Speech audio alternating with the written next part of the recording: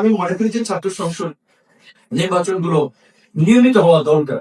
কিন্তু আমি এখনো সন্দিহান, আমার সংশয় রয়েছে যে যেই বিশ্ববিদ্যালয়ে দিনটিতে নির্বাচন হয়েছে, তফসিল ঘোষণা হয়েছে, নির্বাচন শেষ পর্যন্ত হয় কিনা।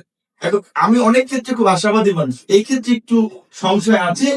এবং আবার এটা আপনাদেরকে বলে আপনারা আমার মতো সবাই হতাশ হয়ে না বা নিরাশ হয়ে না, কারণ ডাকসু নির্বাচন আমি যে নির্বাচনে বিপি হয়েছি ওই নির্বাচন হবে কিনা আমি নির্বাচনের দিনও কিন্তু সংশয় ছিলাম।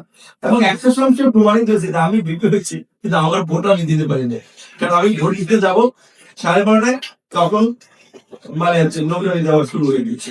সো আমি আর ভোট দিতে পারিনি। তারপরে গেলাম মেধা একটা হলে, সেইখানে তো আরেক কাকু একজন টিচার, সেই তার পছন্দের ছাত্রীদেরকে সহযোগিতা করে আগের রাতেই সিল মেরে দেখেছেন।